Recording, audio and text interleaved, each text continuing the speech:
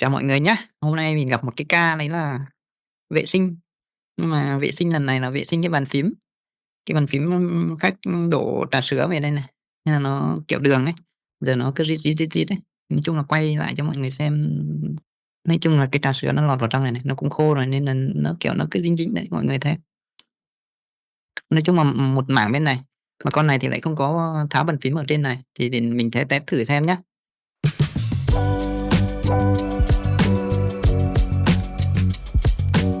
Thì nói chung là con này cũng mình cũng không bật lên đâu, tại vì cũng đang dùng ok, nhưng mà nó rít rít khó chịu. Thực ra thì có thể nghiêng nghiêng để xịt cồn vào nhưng mình sợ nó chui tọt vào trong ấy.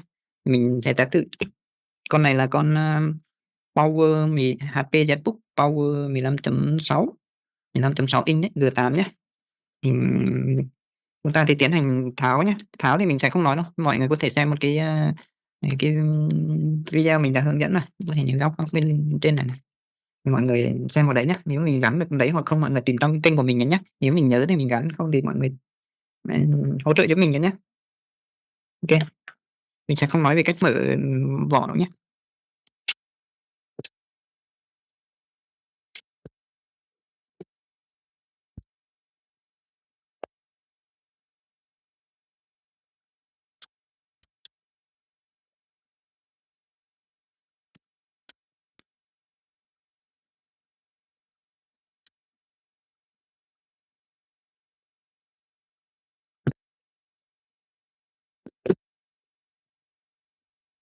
Mọi người này, nhìn này, con này cũng rất là bụi nhá, cách, dùng bụi, gọi là, bám ổ luôn này. Đó, mọi người này, bấm, gọi là, bấm chật kín này, cả hai bên nhá. Tí mình sẽ vệ sinh cho khách luôn. OK, mình vệ sinh chi tiết thì mọi người có thể, xem ở trong cái video nãy mình nói nhá. Vì video này thì chủ yếu, nói về, vệ sinh cái kia thôi. Chúng ta sẽ tiến hành tháo pin này nhá. Mọi người cứ tháo cái nắp pin này này.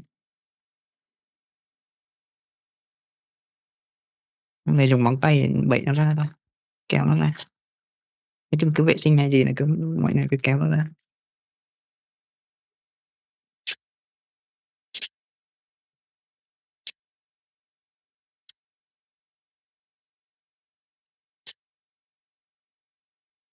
Hít ốc này mọi người cứ lay lay cầm nó lên thôi. Cái này để sang một bên nhé. Chúng ta sẽ tiến hành tháo cái main này lên nhé. Cái main này thì, mọi người phải tháo cáp nhé. Tháo cái cáp này ra. Đây mọi người bẩy nó lên này, đẩy nó lên như này này. Mọi người cầm cáp cũng được, kéo kéo mạnh cái giật cả cái này nó ra nhé. Mọi người luồn luồn nhé. Từ từ mọi người nhé, làm từ tốn đấy. Để mà tháo cái này thì mọi người tháo cái cáp này nhé, cái cáp ở chỗ ngay chỗ vừa đây này, gọi là cái cáp mà nút, hình như nút nguồn đấy. Mọi người cũng đẩy nó lên này, đẩy nó lên này, xong kéo nó ra đây. Này, kéo nó ra này, chứ mọi người quên là tí mà giật mạnh là nó đi cả cái này đi nhá. Mình cũng đẩy cái này lên nhá. Này, kéo nó ra này. Làm cái, này thì mọi người chú ý cẩn thận về các cái cáp nhé. Cái cáp này cũng thế này, mình không biết cáp gì nhưng mà cứ kéo nó ra nhé. Cái này nhá, mọi người, mọi người kéo cái trắng này, đẩy nó lên cái, đây mới kéo được ra nhé.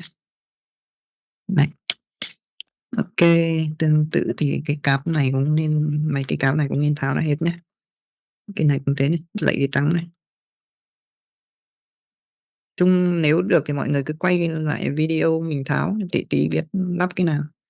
Cái nào, cái này cũng thế nhé. Mọi người mà cẩn thận một tí ấy, ví dụ như nhá, này, mọi người cứ gạch cho một cái này, gạch một cái này, một cái để biết cái chiều nào chiều trên đấy. Trong cái trường hợp mà mọi người không biết ấy, thì mọi người cứ gạch cho mình một cái như thế. Tương tự bên này cũng thế.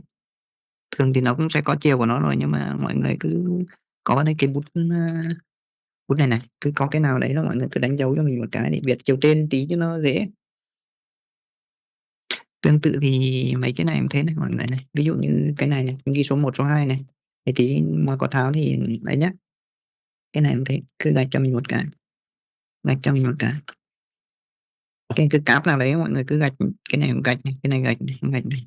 Đấy là cách làm của chỗ nhà máy ấy. Người ta lắp để người ta biết chiều nào cho nó dễ. Người sau người ta sửa hay gì. Cái chi mốt này cũng tháo ra mọi người nhé. Ok, con này cũng thế, lật cái trắng này lên này. À đâu, cái này lật cái đen. Đấy, có cái thì lật cái đen, có cái lật cái trắng. Nói chung là tùy vào chỗ nhé.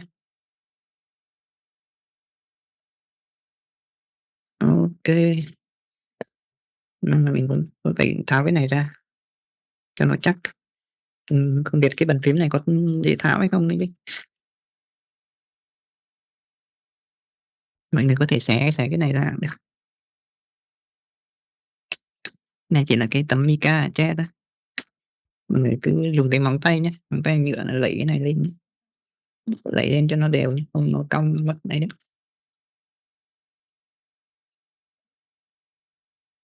Thường thường thì trên này nó cũng ghi chân 1 chân 2 này, trên này cũng thế này. Thì tí mọi người lắp cho nó chuẩn chân, hoặc không thì mọi người nhìn cái chiều dài dây ấy, nếu mà nó lệch nhau là biết là chiều nào. Thực ra thì mọi người lắp chân này chân kia cũng được, nhưng mà có một số cái anten thì nó tích hợp với cả Bluetooth các thứ ấy. Nên là dây nào đấy nó tích hợp như nào đấy thì mình cũng không có cái mở trên này ra đâu. Thì nó có thể là nó sóng nó kém hơn tí. Ok. Trên này nó cũng không nói về con này, không biết là có phải là trà sữa nó chui tọt xuống đây không này, nhìn cái màu này nó khác luôn này, bẩn lắm. Ok, thì mình cũng sẽ tháo cái quạt ra nhé. Tí mình có vệ sinh cái bụi này, thì tháo cái quạt ra để phòng cái trường hợp mình thổi bụi nó xoay ấy, thì nó sinh ra dòng điện này, nó lại ảnh hưởng đến cái main. Mặc dù mình tháo pin nhưng mà lúc xoay nó sinh ra dòng điện nhé. Ta thì tự tháo hết ốc xung quanh nhé, chắc ốc này cũng tháo này. Mọi người cứ vặn ra hết ốc cho mình nhé, chứ đừng có một phát vặn ra luôn. Cái này nó có cần không thì tí để thử. Hơi phức tạp mọi người nhé, thay cái bàn phím này. Mọi người mà cẩn thận thì ốc nào chỗ nào thì mọi người đánh dấu nhé, không tí lệch đấy.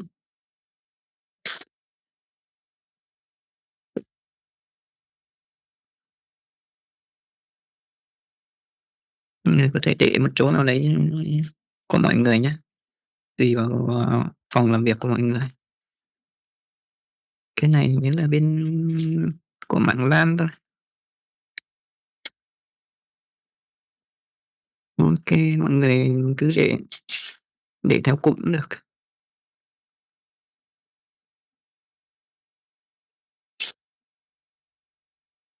Mọi người để sao mà tí thổi bụi nó không bay nhé.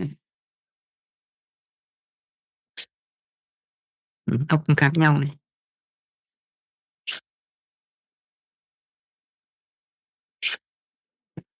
Thực ra trên máy nó cũng nhiều con nồi chỗ nó cũng ký hiệu là ốc bao nhiêu ấy, nhưng mà tùy tùy chỗ, mọi người thử nhắc nhắc xem còn khó lên hay không nhé.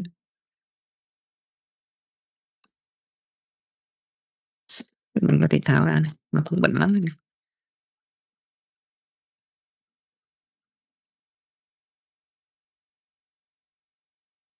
Mình cũng chưa chưa tháo cái mặt này lên bao giờ. Mình chỉ tháo hai con ốc này, mấy con ốc này ra nhé. Còn cái trường hợp là nó tí thổi bụi mang ra ngoài thổi nữa, chắc keo tản nhiệt mình sẽ không ấy đâu, tại vì khách không yêu cầu. Nên hỗ trợ cái kia mình lau cái này là cũng ok rồi. Thỉnh thoảng khách sợ mất thêm tí tiền ra keo, thôi tí chiều ít khách thôi. Mình lại để nhau tháo cái bàn phím mà còn khó hơn cả. Cái bàn phím này.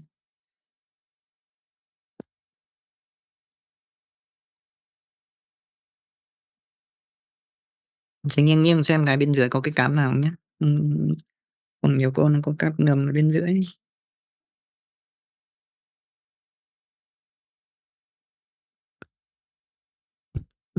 Cái này có lấy cái loa mọi người ạ. Mình sẽ tháo cái loa ra nhé.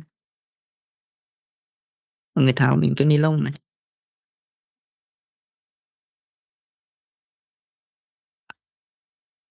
Mọi người nhớ cái dây trắng nó nằm bên này, dây đỏ nằm bên kia. Tí lắp cho bên kia. Ok.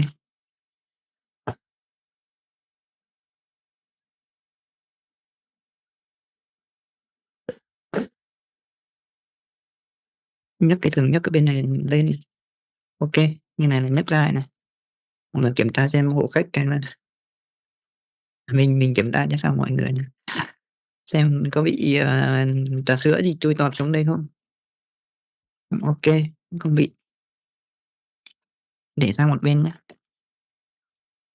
Đây này mọi người này, mình chỉ tháo ra thế này để cho độ cồn hoặc là gì nước nó không bị ngấm xuống cái men này thôi, chứ còn cái này là không tháo được đâu nhá, vì nó kiểu là người ta hàn nhiệt đấy. Cái bát mấy cái đời sau này thay rất phức tạp nhé.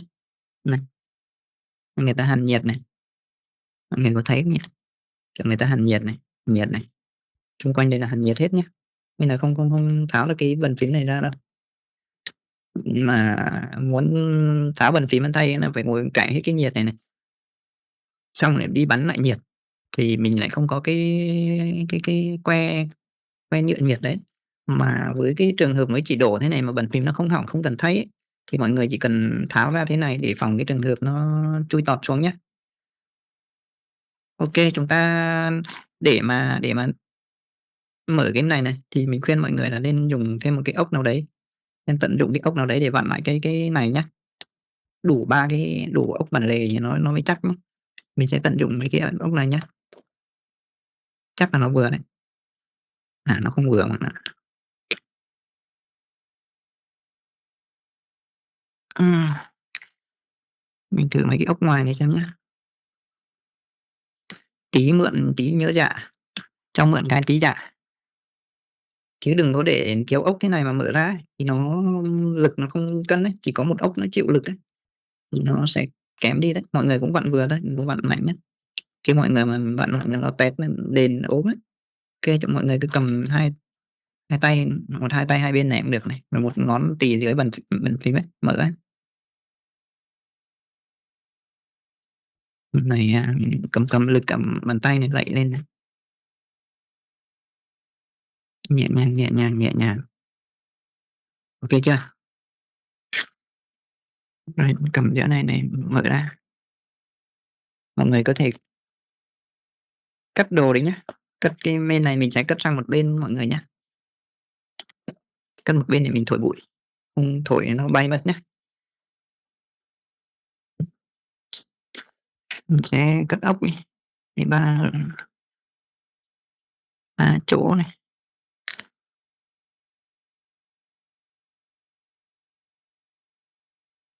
Là ốc này với ốc này đều giống nhau này. Hai loại ốc này giống nhau, có thể cắt một chỗ cũng được. Nếu mọi người nhé, nếu mà được thì mọi người dùng cho mình cái viên 5 châm ấy. Mình cắt ở đây. Tí xem bên dưới này còn cái gì nữa không nhá. Để cắt nốt nhá. Tức là ốc này nó cũng giống giống luôn này.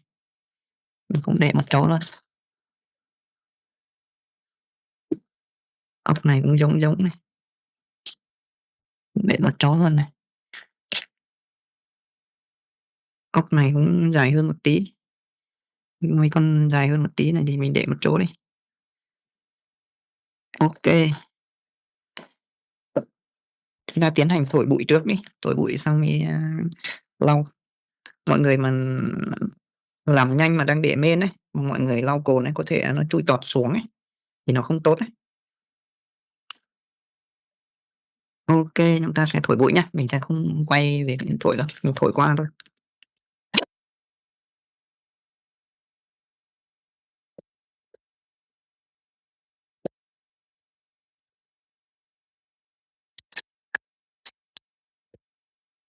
Mọi người nhìn này, chỗ này nó bẩn lắm này, này, nó bay cái này. Ừm, mình sẽ để thế này, mình thử tiến hành tháo cái này xem nhé, tháo một vài phím ra xem như nào nhé, cho mọi người cùng kiểm tra nhé. Đấy, mọi người thông cảm nhé, bên này của mình bên này nó hơi chật rồi ấy, nên camera nó chỉ cho giữa ở đây, nên là mọi người chịu khó nhìn cho mình nhé. OK, cái khả năng là mình sẽ nghiêng thế này nhé, để cho cồn nó có rơi thì nó chui tọt ra đây nhé. Nói chung là nếu mọi người vệ sinh chỗ khác các mọi người cũng nghiêng đi, nghiêng chứ tháo cái này ra là nhiều khi lắp vào nó bị lỗi nhé, nó gáy nhé, thì mọi người cứ làm theo cách của mình nhé. Nên xịt nhiều cồn tí cũng được, nó trôi đi. Thì mọi người dùng cho mình cái bàn chải hoặc là cái cọ thì nó sẽ được sâu hơn. Mọi người cứ đánh sơ đã. Con này nó chỉ bị một bên này thôi, nên mọi người cứ luồn luồn luồn các ngóc ngách ấy, đánh cho nó ra đi. Nói chung là tháo được cái vỏ này thì nó hơi khó. Mình cứ vệ sinh không 8 lần, 9 lần, các ngóc ngách ấy. Vì cồn nó mấy cái trà sữa này nó trôi tuột xuống, nó cũng chảy về một phía thì nó cũng sạch thôi. Cồn thì nó cũng không sợ nó hỏng đâu, không có nước đâu, tí mình còn sấy nữa mà. Nếu mà mọi người đổ mỗi nước thì mọi người cứ tháo máy đáy ra, tháo pin xong sấy. Còn tháo được men nó sấy thì càng tốt. Còn trà sữa thì cứ tháo ra rồi phải lau cồn ra cho nó sạch. Cồn 90, 99 mọi người nhé. Mình cứ chọc chọc này, cho nó cái chỗ nào nó không ấy thì nó đừng có dùng acetone mọi người nhé. Xăng cũng đừng dùng đấy. Nói chung là mấy cái hóa chất mạnh mạnh đấy nó không tốt đâu. Kiểu nó bên dưới này là cao su mà, mọi người dùng mấy cái đấy thì nó ăn mòn cao su hoặc là nó ngấm vào sau mấy cái nhựa ấy. Nó sẽ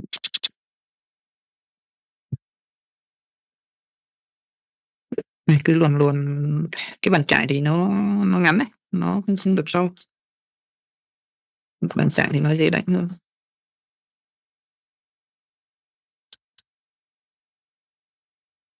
Để vệ sinh laptop cẩn thận là đi đền máy cho khách ấy.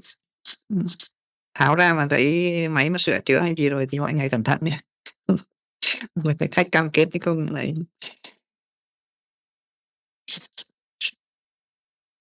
no đòn ấy. Kiểu nhiều khi sợ nó đầu nối đi ra linh tinh mệt lắm. Nhất là mấy cái cáp. Ai mà sửa đâu mà muốn đi vệ sinh thì nên sang cái chỗ sửa đấy để người ta vệ sinh luôn. Vì có cái gì thì còn bảo là đấy trước có sửa nữa là chỗ này chỗ kia, không bắt tội.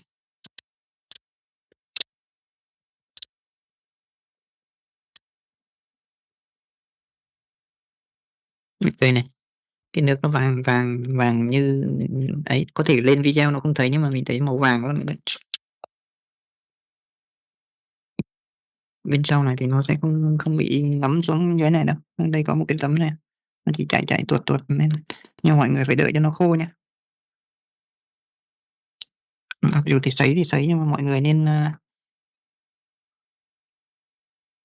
đợi cho nó khô nhá. Đợi khô xong thì chỗ này bẩn lắm đấy này. Nó nước màu vàng này mọi người nhé. Và quay thì có thể mọi người không thấy nhưng mà OK, mình sẽ xịt như thế. Mình xịt cắt đầu nghề đã. Ăn sạch phải lau đi, ăn cho nó bớt bớt ấy nè. Thực ra cồn thì để một lúc thì nó cũng bay hơi thôi mọi người. Để lau cả trong lẫn ngoài nhé. Mọi người cầm cẩn thận nhá, vì đang có cả màn hình đấy, lại va đập vào đâu này. OK, chúng ta sẽ tiến hành lau lau cái bàn phím này tí. Hiện tại màu công. Mọi người cứ lau trên này thì nó không bẩn nhưng mà cứ lau đi, tí màn hình lau sau, tại vì màn hình này chưa có cái đáy nên là thôi tí lau sau. Ký tính thì mọi người mở cả cái này lên nhá, để vệ sinh nhá, nhưng mà mình thấy nó cũng không cần thiết đấy. Ai mà ký tính mà không sợ ấy thì cứ mở lên thôi, mình sẽ chỉ hướng dẫn cho cái người đang sợ, chứ không phải ai cũng cũng dám mở ra đâu.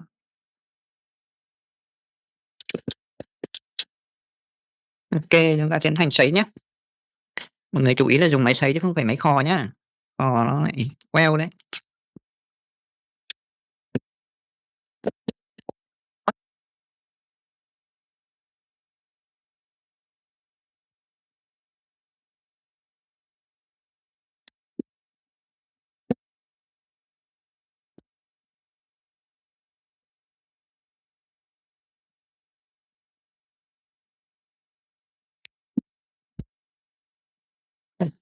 Mọi người sấy cho nó khô nhá, còn, cẩn thận hơn thì mọi người có thể để qua đêm lắp lại sau. Thế thì tùy vào mọi người nhé, với độ, độ sợ sệt hoặc là khoảng mọi người, dùng, gọi là, đổ ấy. Nếu mà đổ nhiều quá thì mọi người cứ để qua đêm đi, bỏ bỏ thùng gạo, có máy sấy, máy ảnh thì có thể bỏ vào. Còn, mình thì mình cũng chỉ sợ sơ thế mình cũng sấy mấy lần á, hoặc là của mình cũng làm nhiều mình biết đấy. Thì, sấy khoảng như, tầm 10 phút là nó khô ấy mà. OK, thì, mình test thử mở cho cái này cho mọi người xem nhá. Mọi người, tháo tháo, kéo căng cái cho nó ra, kéo từ trên xuống như này. Nói chung là tùy vào bàn phím mọi người lắc lắc, bẩy nó ra. Khi mọi người bẩy ở một bên này này, xong mọi người dùng cái gì đấy nhọn nhọn, nhỏ nhỏ xong mọi người luồn vào trong để bẩy nó ra nhá. Để mình xem mình có cái gì nào. Mình có mấy cái nhíp nó hơi to, mọi người luồn luồn bên trên này này.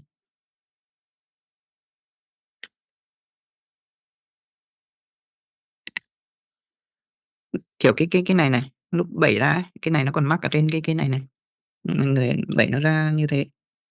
Rồi lúc này là mọi người lấy nó ra để vệ sinh nhá.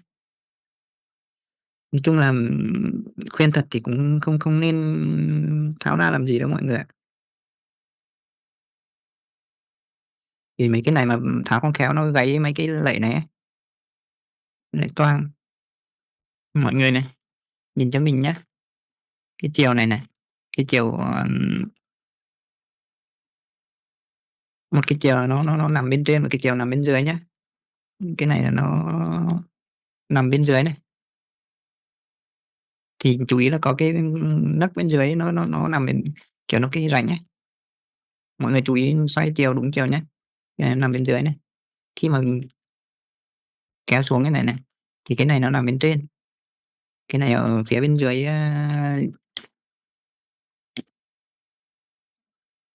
nó nằm phía dưới này này, thì mọi người cho vào trượt ấy nhá.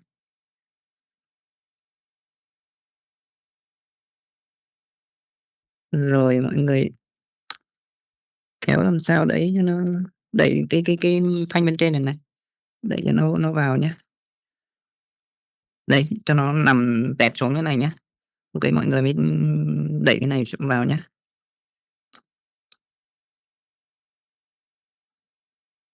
Đấy, đẩy như này nhá.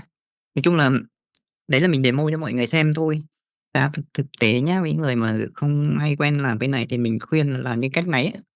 Tức là mọi người nghiêng, xong cà thật kỹ vào, cứ dùng cái bàn chải nào mềm mà nó dài dài ấy, cái này thì hơi ngắn này, là cái cọ ấy, mọi người mua cái cọ, sơn mà dài dài tí ấy, mịn mịn này, xong vừa xịt vào đấy, vừa cọ thế này này, vừa nghiêng vừa cọ thì đảm bảo nó vẫn sạch và vẫn ra hết. Chứ còn tháo cái này hên xui là nó lắp vào nhá, nó bị gáy nhựa nhá, gáy nhựa là xác định luôn đấy. Đi tìm cái nhựa của máy này là nhiều khi nó không vừa máy khác đâu.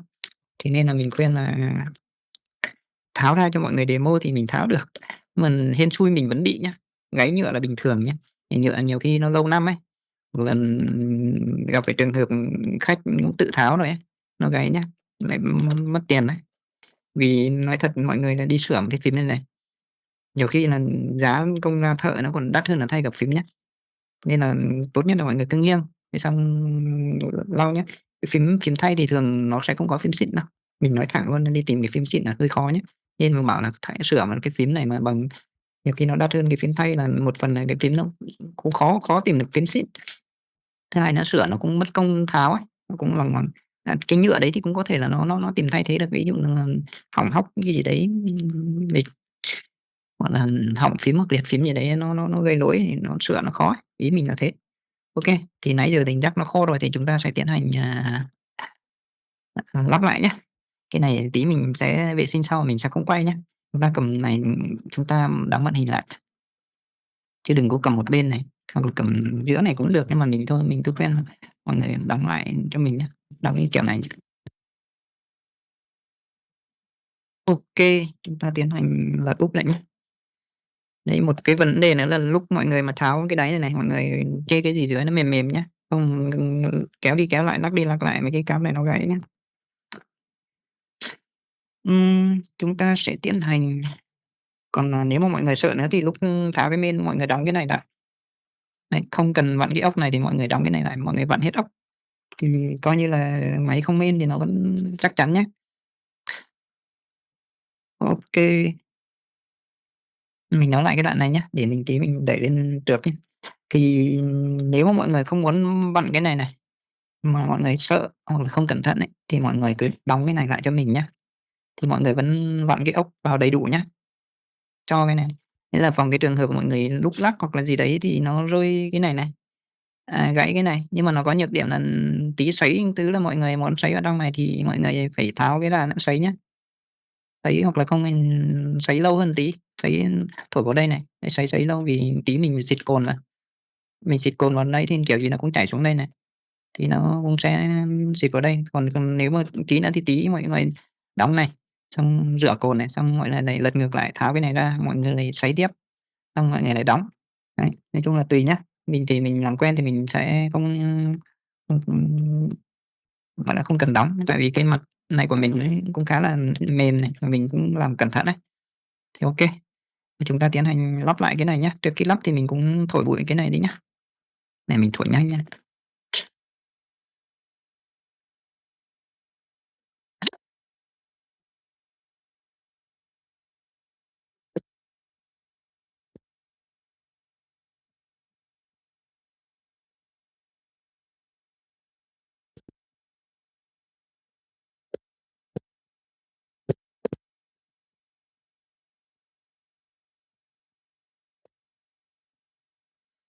Đây này, cách này còn có cả thức ăn là nó rơi em này này.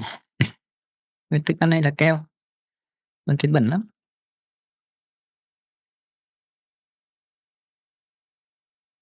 Nhìn, đây, đây kiểu thức ăn này, rãnh này, kiểu nó dính. Biết là có phải là do cái, trà sữa đấy nó chảy xuống tận đấy không? Mình sẽ lau đi cái.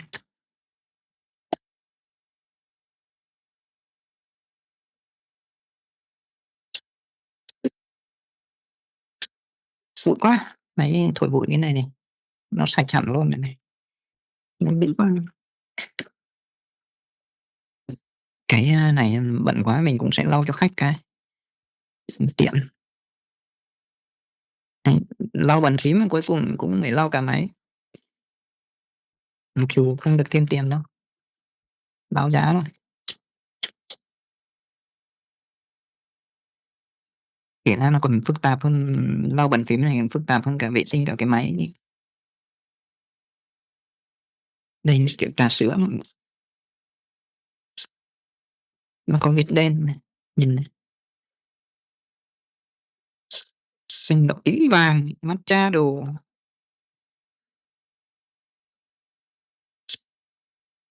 Đáng lẽ này khách phải mang cốc trà sữa matcha gì, người già thì Ensulim gì đấy, Ensure gì đấy cũng được.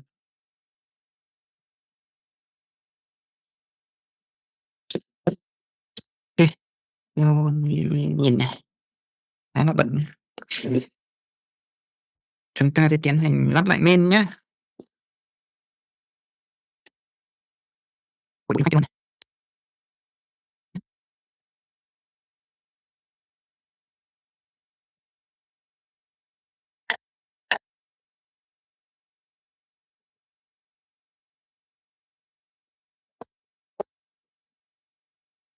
Ok, thổi bụi như mọi người thổi cái khe này nhé, có bụi lọt giữa đấy. Ok, chúng ta sẽ tiến hành lắp nhé. Lắp thì bên này lắp trước nhé. Chiều bên này nhé. Lắp thì mọi người lắp cái chiều bên này lắp trước nhé. Nghiêng nghiêng nhé. Xem cái cáp nào bị lật ở dưới này thì dựng nó lên nhé. Hạ xuống từ từ. Cáp nã.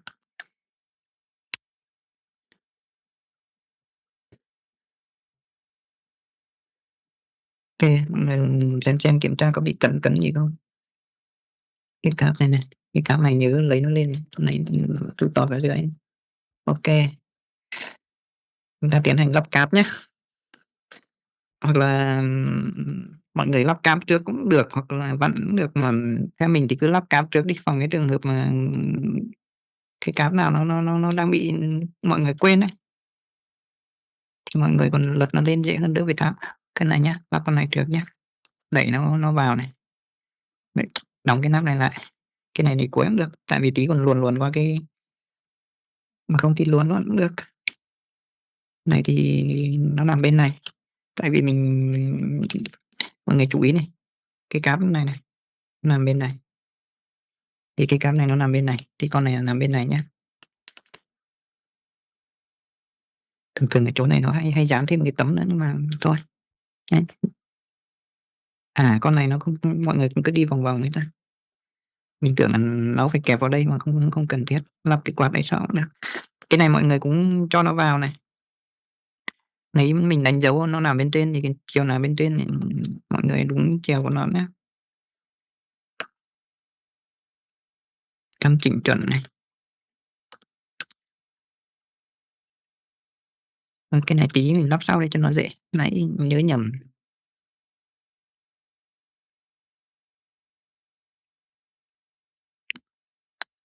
Mọi người nhìn thấy nó sát sát nhau này này. Nó hạ cái này xuống. Đấy, như vậy là ok. Kéo đến cái cám này nhá. Chú ý là cái lắp bên này nhá, cái đường với bên này không được đâu nhá. Cái này là chắc là dành cho cái ổ đọc gì đây này. Mọi người cũng cứ lựa ăn cho nó vào đó nha. Mọi người đẩy nó nha, xong đóng nó lại. Ok, tương tự cái này cũng thế.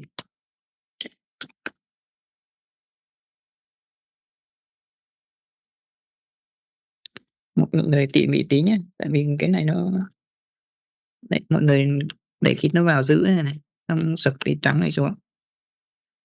Làm ngược lại lúc nãy mình sẽ không quay gọi là chi tiết quá, vì nha, nếu mà mọi người có mấy cái cáp loại này thì mọi người cũng làm nhé, chứ không có do con máy này option nó không có mấy cái này nên là mình sẽ không làm. Cái này cũng tương tự nhé.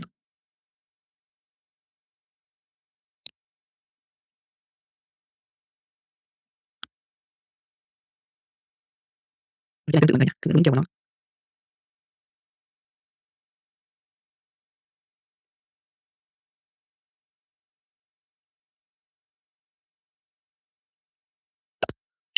Cái lắp cái này, cái quạt cho vào trước đi mọi người này, quạt luồn bên dưới này trước nữa này, vì cái này nó xít ở nhá, sát. Có thể bạn ốc sau cũng được, này luồn luồn vào cái dây đó. Cái dây nó đi vào trong cái khay này.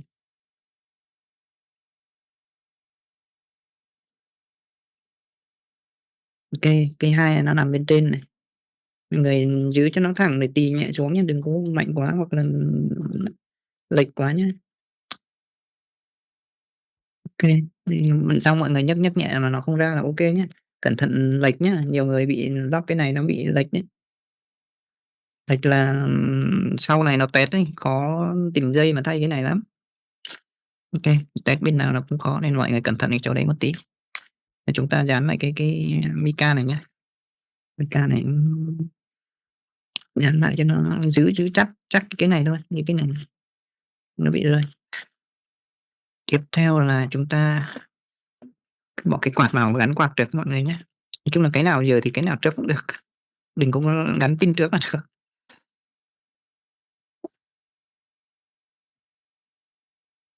Đây nha mọi người nha, gắn cái quạt trước nha. Rồi mình lại gắn cái quạt trước mọi người nhé. Này mình quay cái nó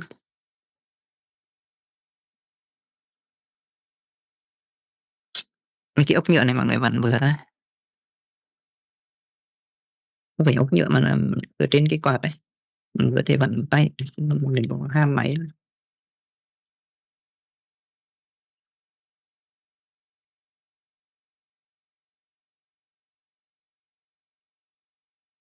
Máy thì mình thường mình bật cái chế độ nhỏ thôi, hoặc là máy nhỏ thôi. Quên bật quay này, chúng ta tiến hành lắp nó cái bên này nhé, cái chiều này này, cái lỗ nhỏ thì quay sang bên này, thì hai lỗ này bên này. Ok,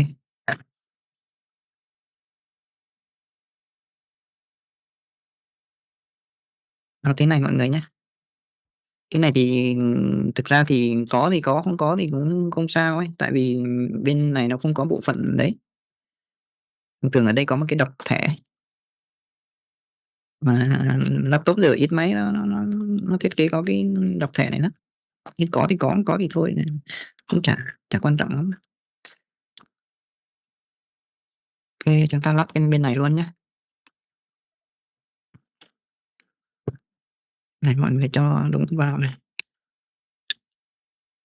Này đáng lẽ là phải lắp cái này trước để mà bỏ cái dây này, nhưng mà nó cũng dễ luôn. Chúng mọi người làm từ tốn tí. Ok,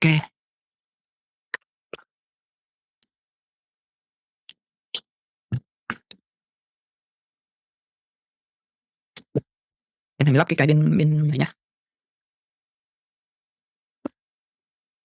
Xoay đúng chiều mọi người nhá. Ở đây có cái chiều hai con ốc nó nằm bên dưới này. À, cái không phải hai con ốc, cái này là có một cái lệnh này, giữ chốt này. Cái ốc bên dưới này. Ok, hai con ốc này.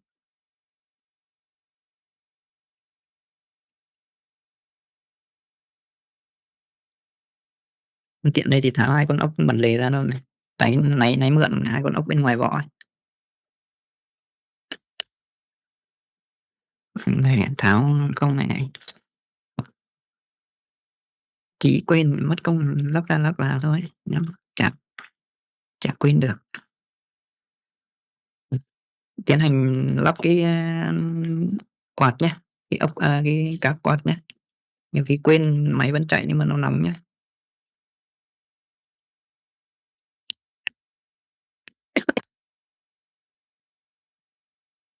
Đây còn mấy con ốc nữa này.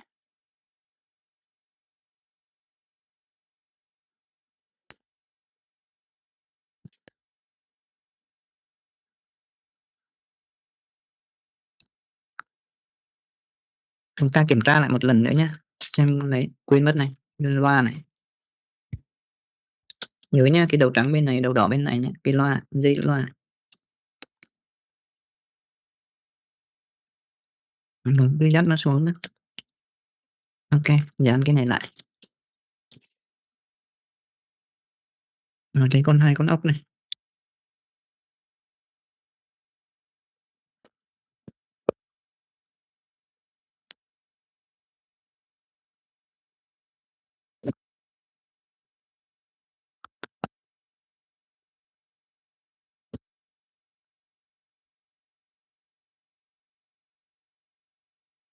Cuối cùng thì chúng ta lắp cái pin vào nhé. Pin này cái chiều bên này nó nằm bên này nhé. Này cái pin này cái chiều bên này nó nằm bên này. Tôi đặt đúng form cho nó là được. Ok. Ừ.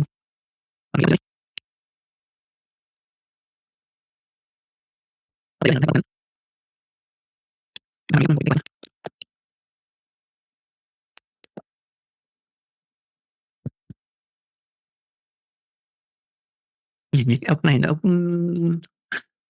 M2x4, cái này là M2x5.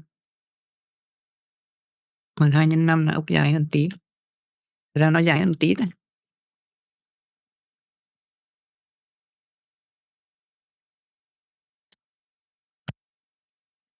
OK, mọi người kiểm tra xem là còn thiếu cái cáp nào hoặc là con ốc nào, còn cái chỗ nào chưa lắp nữa không nhá, trước khi, đóng pin nhá, đóng cái cáp pin nhá. Mình thì mình cũng kiểm tra là cũng OK thế này, không còn gì. Còn cái thay keo mình sẽ không thay nhá, tại vì khách không yêu cầu. Ừm, còn ai muốn xem thay keo thì mình có làm một cái video về thay keo cái này nhá. OK, chúng ta sẽ luồn đây và lắp cái cáp pin vào nhá, để chịu khó giữ hai bên cho nó cân bằng. OK, đẩy vào này là OK nhá. Tiến hành, đóng nắp nhá. Này, máy tay lên này này. Mọi người đóng trượt, trượt, trượt từ trên xuống này, kiểu nghiêng nghiêng này, trượt lên xuống cho giữ cái này xong mới nhét. Nói chung là phải đóng được cái chốt trên này cho nó khít nữa thì mình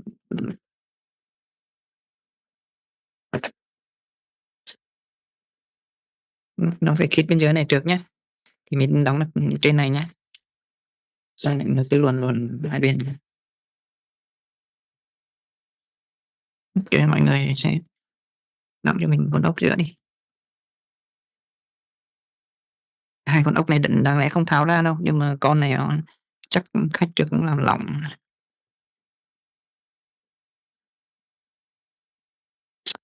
OK, mọi người có thể vặn định vị xong vặn nhé. Nhưng mà thôi mình tại vì nó khít ấy, nên là mình cũng không cần phải định vị làm gì.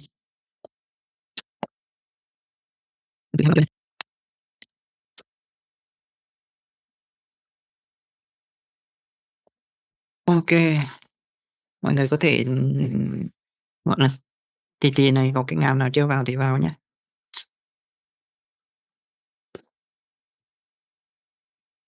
Này, do, nãy tháo cả pin C1 các thứ ấy, thì nó sẽ bắt đăng nhập lại thời gian cái Inter hoặc là FC gì đấy. Thường thì 2-3 lần là nó cũng OK thôi.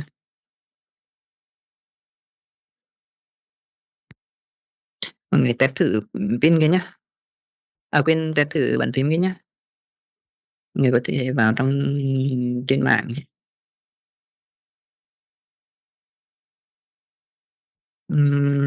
test keyboard này. Mọi người test keyboard hoặc là không thì tìm tiếng Việt, có trang tiếng Việt, nói chung là tùy.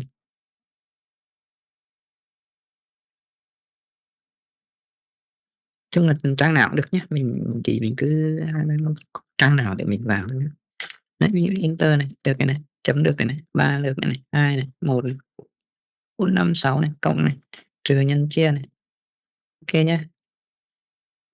Trừ cái trừ cái nút nguồn này nha.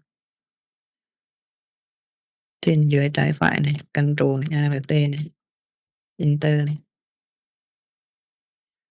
Làm nhanh thì mọi người trừ cái nút Windows này nhá, không thì nó hay thoát ra ngoài lắm. OK, mọi người có thể làm thế nào cũng được. Ừm, cái giấy này thì mọi người có thể giữ nút Fn này này, để mọi người test nhé. Đấy, chứ còn nếu mọi người thả Fn ra là ấy nhá, cái nút Windows này thì nó ấn là nó nhảy lên đấy. OK, chuột phải này, chuột trái này.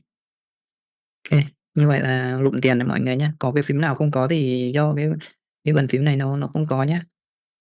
Như kiểu nút Pause hoặc là Insert gì đấy bên trên này nó không có này. Thì mọi người ấy nhá, không phải là bảo là nó bàn phím nó khác nhé. OK, như vậy là OK rồi. Tí mình sẽ lau về màn hình với các mặt thì mình sẽ không không nói vào làm gì mọi người nhé. Là hướng dẫn về cái lau cái, gọi là, lau khi mà bị đổ trà sữa hoặc là đổ cái gì đấy, thì cũng có cách lau, gọi là, nó nhanh để cho mọi người ai cũng có thể làm được. Chứ còn để mà tháo bung cái này này, mình nói thật, đến cái tầm như mình tháo nhiều mà mình vẫn, thỉnh thoảng vẫn bị gáy nhá.